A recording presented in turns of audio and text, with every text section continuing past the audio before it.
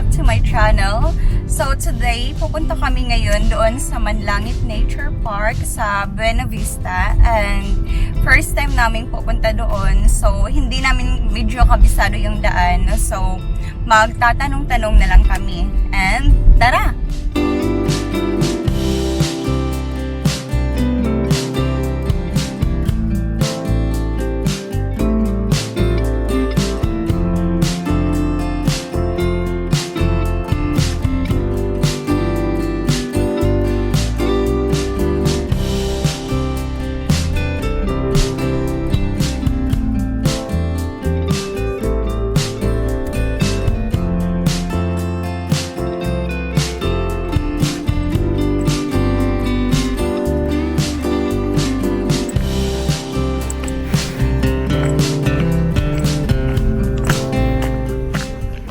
So finally, nandito na kami and naiwan ako ni Sir doon kasi nauna siya para mag-parking.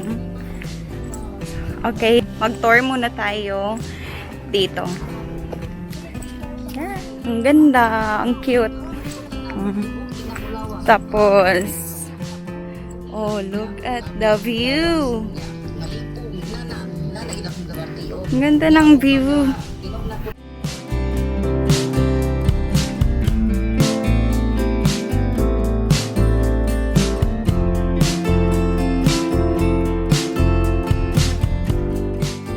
Oh, nandiyan na si Sir doon. Ang layo na nang narating niya.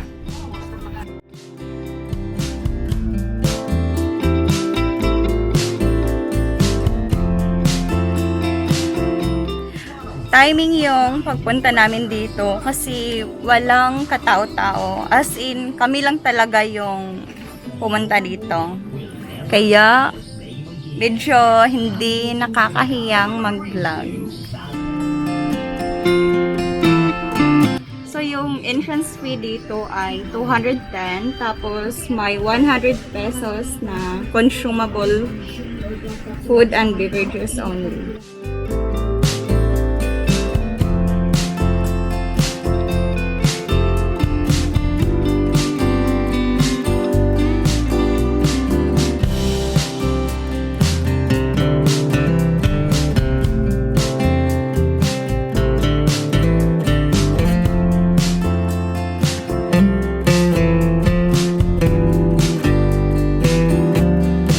So, nakita ko sila doon dumaan.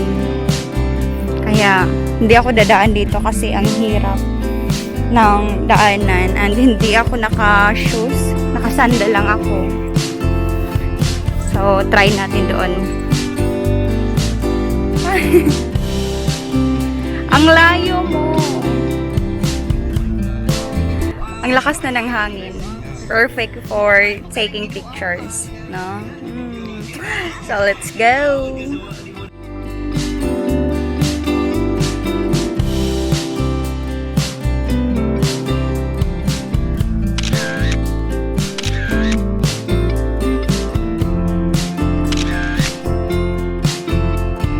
Wala man kami, but we have found the paradise. Yes! And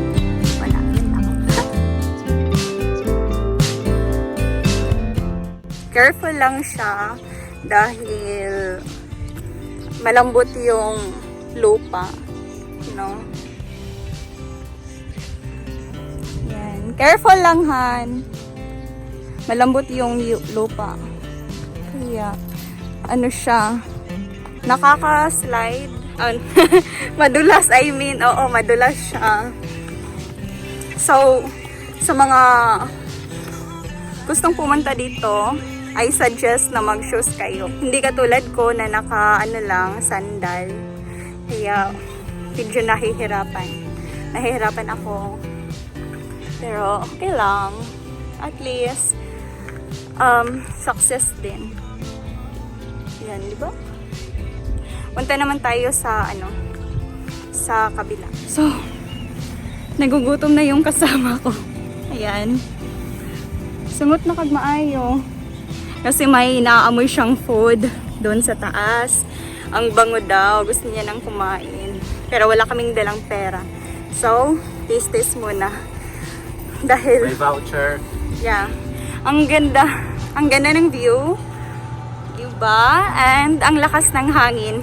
Yes, oo, mainit siya. Pero, ang lakas ng hangin dito. Kaya, hindi mo ma-feel yung init. Char. Ano to, Han? Rabbit. No? Horse. Ha? Horse? Wrong. Ano yan? Hindi ko rin alam. Horse or donkey? Juan, ano yan? Ha? Kalabaw? Oh, may sungay eh. Oh. Ito, mata. Ram? May mata siya. Elephant.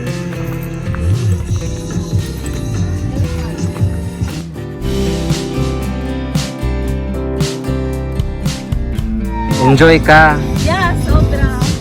Dito ka lang. Malakasan. Wow, baka mabali yan. Yeah. Ay, ang bagal. Iano mo yung, uy, dito ka na lang banda.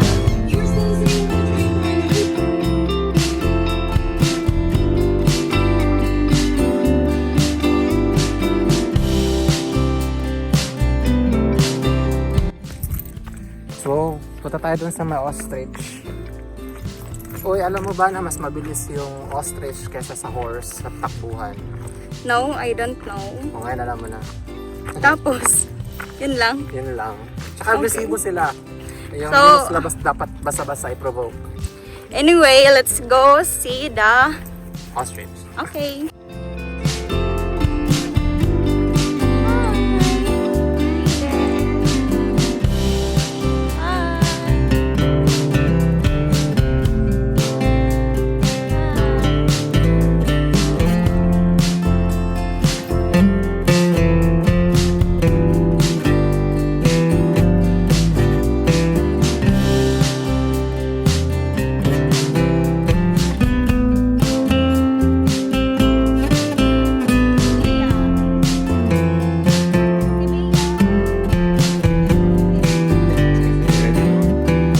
Go, Mia.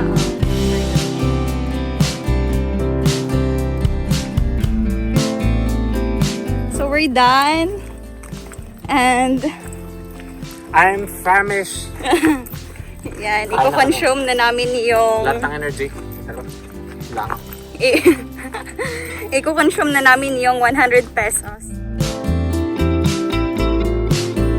So, finally, naka-relax na din kami after taking pictures, video, and magla-lunch muna kami dito. Naghihintay lang kami sa food. Sobrang peaceful and calm. Hindi siya crowded kasi peaceful nga. So, tingnan nyo. Woy! Ano ba itong camera? Ano ba yung basta walang... Basta yun. Oh, yan. Diba? Diba? Walang katao-tao. So, yun. Mag-relax muna kami. Bye! So, dumating na yung food. Ito yung in-order namin. Ano to, Han? Garlic rice. Diba, ang dami. 115 pesos. Tapos, tinola. Sinabaw na isda. Tinolang isda pala. And then, buffalo wings. Tapos, may pa complimentary food.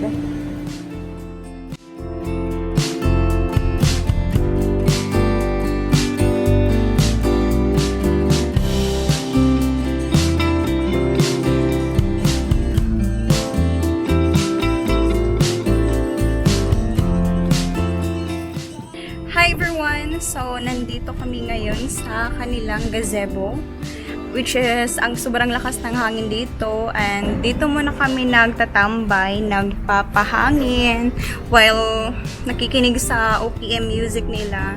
Sobrang kalma, and wait, let me show you our view. Yan, that is our view. Diba? Sobrang refreshing. I love